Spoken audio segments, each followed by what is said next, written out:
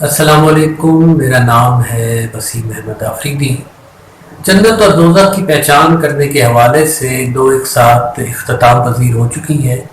جنہیں دیکھنے کے لیے آپ اوپر دیے گئے لنک پر کلک کر کے ویڈیوز دیکھ سکتے ہیں۔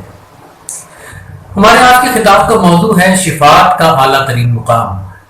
اور اس موضوع کو اس مخصوص انداز سے نام دینے کا ایک خاص مقصد ہے، اور وہ یہ کہ آج ہمیں پتہ چلے گا کہ شفاعت کس قدر عظیم رتبہ ہے۔ شفاعت کے حوالے سے ایک اہم ترین نقطہ واضح کر دوں کہ ہم سب یہ جانتے ہیں کہ شفاعت کا معاملہ کرنے میں تین فریقین کی ضرورت ہوتی ہے۔ ایک تو وہ جس کی شفاعت ہو رہی ہے، دوسرا وہ جو شفاعت کر رہا ہے، اور تیسرا وہ جو شفاعت سن رہا ہے، اور اس سارے عمل میں فیصلے کے حتمی اختیارات اس فریق کے پاس ہوتے ہیں جو شفاعت سن رہا ہے، یعنی وہ شفاعت مانے یا نہ مانے، فیصلہ اس نے کرنا ہوتا ہے۔ اب اس نقطے کو ذہن میں رکھنا ہے کیونکہ اس بابت ہم وضاحت ابھی تھوڑی دیر میں کریں گے۔ اگر ہم قرآن کی آیات کو غور و فکر کے ساتھ پڑھیں تو ہم پر یہ انکشاف ہوتا ہے کہ روز آخر شفاعت ہوگی تو ضرور، لیکن اس کے لیے اللہ تعالیٰ نے تین شرائط رکھی ہیں جس کا ذکر اللہ تعالیٰ نے اس طرح سے کیا۔ پہلی شرط یہ ہے کہ اگر اللہ تعالیٰ اجازت دیں گے تو شفاعت کا عمل شروع ہوگا۔ دوسری شرط یہ ہے کہ اللہ تعالیٰ شفاعت کرنے والے کی بات کو پسند بھی فرمائے، اور تیسری اور آخری شرط یہ ہے کہ شفاعت کرنے والا حق بات بھی بولے۔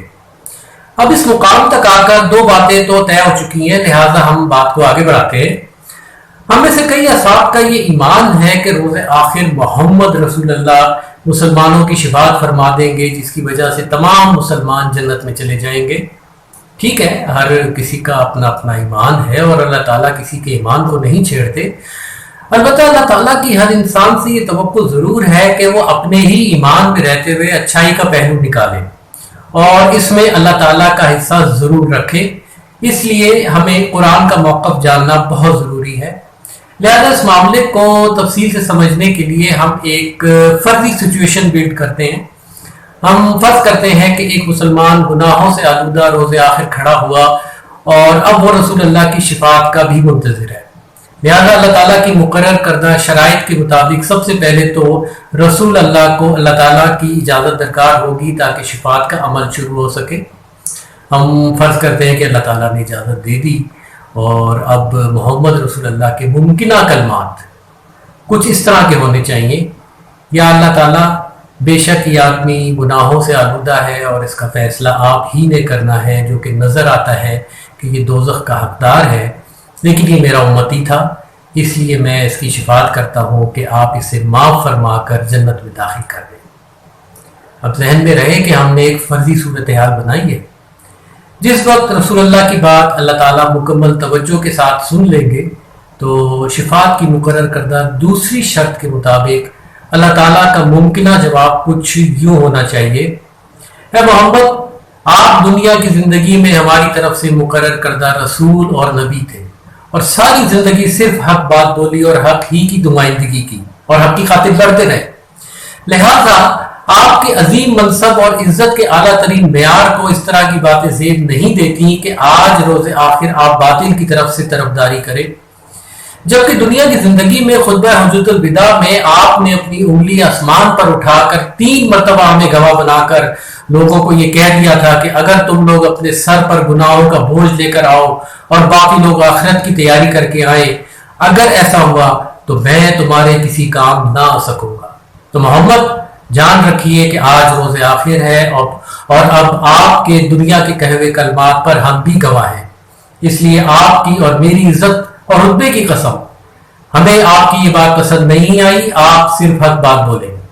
اور یہ ہوگی تیسری اور آخری شرط کی تکمیل۔ لہذا اس بات پر محمد رسول اللہ فرمائیں گے: یا اللہ، حق بات تو یہ ہے کہ آپ مالک یوم الدین ہیں اور بہترین انصاف فرمانے والے ہیں،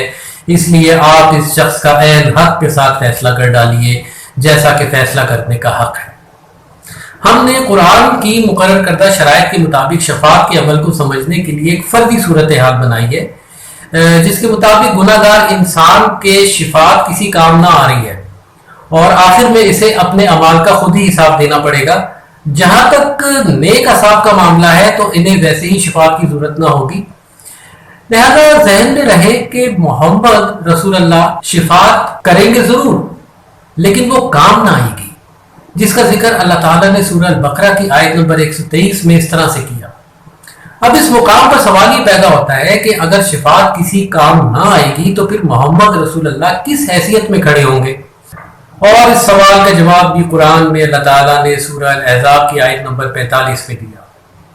اس آیت میں ہم پر ایک نیا انکشاف ہوتا ہے کہ تمام انبیاء کے لیے اللہ تعالیٰ نے فرمایا کہ یہ مبشر اور نذیر رہے، یعنی ایمان لانے والوں کے لیے خوشخبری دینے والے اور منکرین کو وارننگ دینے والے، لیکن واحد محمد رسول اللہ ہے جن کو اللہ تعالیٰ نے ایک ایکسٹرا ڈیوٹی سونپی ہے جو روز آخر شروع ہوگی، کہ محمد رسول اللہ مبشر نذیر ہونے کے ساتھ ساتھ گواہ بھی ہیں، یعنی روز آخر محمد رسول اللہ شافی کی حیثیت سے کھڑے نہ ہوں گے بلکہ گواہ کی حیثیت سے کھڑے ہوں گے، جس کا ذکر قرآن میں اللہ تعالیٰ نے ان مقامات پر بھی کیا ہے۔ اور گواہی ہمیشہ حق بات کی ہوتی ہے، لہذا روز آخر دنیا کے کسی بھی انسان، بھلے وہ کسی بھی مذہب کا ہو، اس کے اچھے اعمال کی گواہی تو محمد رسول اللہ دے دیں گے، لیکن باطل اعمال کا حساب اللہ تعالیٰ نے پھر بھی لینا ہے۔ اور محمد رسول اللہ کا یہ عظیم الشان رتبہ صرف اس وجہ سے ہے کہ محمد رسول اللہ مہر نبوت ہیں۔ مہر نبوت بہت بڑا منصب ہے جس کے صرف ایک جز کا بھی میں نے تذکرہ کیا ہے، لہذا اس بابت مزید تفصیل سے کسی اور خطاب میں ہم بات کریں گے۔ اب اس مقام پر ایک اور اہم ترین سوال یہ پیدا ہوتا ہے کہ اگر محمد رسول اللہ گواہ کی حیثیت میں کھڑے ہوں گے تو پھر شفاعت کیا چیز ہے اور کن لوگوں کی ہوگی اور کس شکل میں ہوگی؟ اور اس سوال کا جواب حاصل کرنے کے لیے میں آپ سب کی بہت زیادہ توجہ چاہوں گا،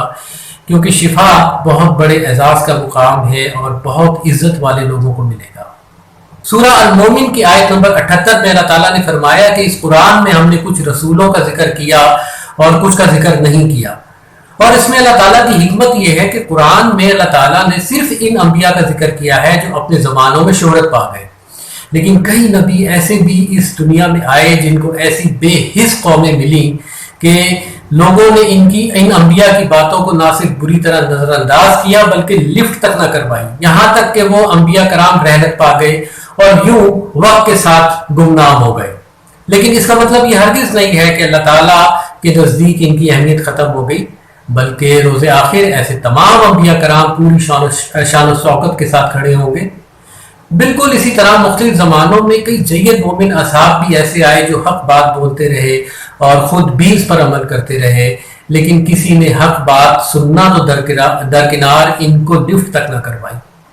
اور یوں وہ بھی اپنی عمر پوری کر کے فوت ہو گئے اور آج ہم ان کا نام تک نہ جانتے ہیں، اور ایسے اصحاب آئندہ بھی آئیں گے۔ ایسے جید مومن اصحاب بشمول اللہ کے گواہ ہوں گے، اصل شفاعت کے حقدار۔ اللہ کی گواہی کی بابت مزید تفصیل جاننے کے لیے اوپر دیے گئے لنک پر کلک کر کے آپ ویڈیو دیکھ سکتے ہیں۔ اب اس مقام پر ذہن میں رہے کہ دنیا کی زندگی میں گمنام انبیاء کی روز آخر شفاعت نہ ہوگی، کیونکہ انبیاء کرام کو تو اللہ تعالیٰ کی جناب سے از خود ڈیوٹی دی جاتی رہی ہے۔ البتہ گمنام مومن اصحاب اور اللہ کے گواہ جو دنیا کی نظروں میں بہت چھوٹے بن کر رہے، تو روز آخر ان کے دلوں میں بہت حسرتیں ہوں گی کہ کاش لوگ اتنے بے حس نہ ہوتے اور حق کے پیغام کو سن لیتے۔ تو ایسے نیک اصحاب روز آخر جس وقت اللہ تعالیٰ کے حضور قلب سلیم لیے کھڑے ہوں گے تو ان کی خاموشی اور غمگین دل کی حسرتیں دیکھ کر اللہ تعالیٰ انتہائی محبت سے ان پر شفقت فرمائیں گے اور کہیں گے، اے میرے بندے، تو دنیا کی زندگی میں ہماری گڈ بکس میں تھا اور تو نے اپنے زمانے کے لوگوں کو بہت کچھ کہنا بھی چاہا، لیکن لوگوں نے نہ سنی، لہٰذا آج ہم یہ چاہتے ہیں کہ آج وہ سنیں تاکہ تیرے دل کی تمام حسرتیں پوری ہو جائیں۔ اے میرے بندے بول، ٹوڈے از یور ڈے۔ ہم بھی تیری بات کو سننا پسند فرمائیں گے اور ہم جانتے ہیں کہ تو نے دنیا میں بھی حق بولا اور آج بھی حق بات ہی کرے گا، اور اب جب تک تو چپ نہیں کرے گا تو تیرے پیچھے کھڑی قوم میں سے کسی کا فیصلہ نہ ہوگا جب تک وہ از خود یہ نہ کہہ دیں کہ تو نے حق بات ہی بولی۔ اور اس مقام پر قرآن کے مطابق شفاعت کی تینوں شرائط پوری ہو جائے گی، اور یہ ہے شفاعت کا اعلیٰ ترین مقام جس میں شافع اللہ تعالیٰ ہوگا اور وہ اپنے نیک بندے کی خود شفاعت فرمائے گا، اور شفاعت سننے والے اس وقت کے لوگ ہوں گے اور فیصلے کے اختیارات بھی انہی کے پاس ہوں گے، اور یوں جید مومن صاحب اپنے دل کا تمام حال کھول کر رکھ دیں گے اور جب وہ از خود چپ ہوں گے تب اللہ تعالیٰ اس قوم سے پوچھے گا اب بتاؤ کیا یہ میرا بندہ حق بات کرتا ہے؟ اور اس وقت سب یک زبان بولیں گے ہاں یا اللہ تعالیٰ، یہ صاحب تو آپ کے پسندیدہ بندوں میں رہے لیکن ہم نے ہی ان کی قدر نہ جانی، بے شک یہی حق بات ہے۔ اور اس کے بعد اللہ تعالیٰ محمد رسول اللہ سے پوچھیں گے محمد کہ آپ بھی ان کی حق بات کی گواہی دیتے ہیں؟ تب اللہ کے رسول جو کہ گواہ کی حیثیت سے کھڑے ہوں گے وہ بھی گواہی دیں گے، اور اس کے بعد اللہ تعالیٰ اپنے پسندیدہ بندے کو فرمائیں گے چل اے نفس مطمئن اپنے رب کی بنائی ہوئی جنت میں۔ شفاعت کے اعلیٰ ترین مقام کے حوالے سے اللہ تعالیٰ نے قرآن میں ایک مومن صاحب کی مثال بھی دی جن کا ذکر اللہ تعالیٰ نے سورہ یاسین کی آیت نمبر 20 میں کیا، جبکہ وہ شہر کے دور کنارے سے بھاگتے ہوئے آئے اور اپنی قوم میں انہوں نے ایک بیان جاری کیا، اور اس بیان کے بعد اللہ تعالیٰ نے انہیں فوری طور پر جنت میں داخل کر دیا، اور وہاں انہوں نے بہت حسرت بھرے لہجے میں ایک اور بیان جاری کیا کہ کاش میری قوم کو پتا ہوتا کہ اللہ تعالیٰ نے کس وجہ سے مجھے باعزت لوگوں میں شمار کیا۔ اب یہاں سوال یہ پیدا ہوتا ہے کہ ابھی ہم نے شفاعت کے حوالے سے جس پروسیس کا ذکر کیا ہے تو وہ سب کچھ تو ہوا ہی نہیں، اور اس کی واحد وجہ یہ ہے انصاف کا حق بیان ان کی قوم کے لیے ناقابل برداشت تھا، اس لیے شدت پسند رویوں نے انہیں فوری طور پر قتل کر دیا، اور قرآن کے مطابق ہر قاتل مقتول کے سارے گناہ اپنے سر لے لے گا اور ہر مقتول بغیر حساب کے سیدھا جنت میں جائے گا۔ اس وجہ سے ان آیات کا انداز اس طرح سے آیا ہے، اور اس طرح جید مومن شفاعت کے ٹپیکل عمل سے تو نہ گزریں گے لیکن جنت میں جا کر اپنے دل کی حسرت کو پورا کرتے ہوئے یہ بیان ضرور جاری کریں گے۔ البتہ یہ ضرور ہے کہ ان کی دل کی حسرتیں اس طرح سے پوری ہوں گی کہ بعد ازاں بھی وہ اپنی قوم کے ان لوگوں سے خطاب کر رہے ہوں گے جو دوزخ کے حقدار ٹھہریں گے۔ آج ہم نے شفاعت کے اعلیٰ ترین مقام کو سمجھا ہے، اور اللہ تعالیٰ ہے وہ جو دلوں کے حال سے خوب واقف ہے، لہذا آج بھی اگر کوئی صاحب حق بات کی طرف لوگوں کو بلاتے ہوں لیکن لوگ ان کی باتوں کو لفٹ نہ کرواتے ہوں تو انہیں مطلق پریشان ہونے کی ضرورت نہیں ہے، نہ ہی مایوس ہوں، بلکہ ہر دم پرعزم رہتے ہوئے زندہ دلی کے ساتھ زندگی گزاریں، اس اطمینان کے ساتھ کہ روز آخر شفاعت کا اعلیٰ ترین مقام انہیں ضرور ملے گا۔ اور آج ہی سے سورہ مریم کی آیت نمبر 87 کو سامنے رکھتے ہوئے اللہ تعالیٰ سے عہد کر لیں۔ نیکی اس وقت شروع ہوتی ہے جب انسان اپنے ساتھ ساتھ دوسروں کی بھلائی کا بھی سوچ کر اس پر عمل شروع کر دے، اور ایسے لوگ اللہ تعالیٰ کے پسندیدہ اصحاب ہیں۔ ہمارے اگلے خطاب کا موضوع ہوگا قسمت اور تقدیر میں کیا فرق ہے۔ اس وقت تک آپ سب پر سلامتی ہو۔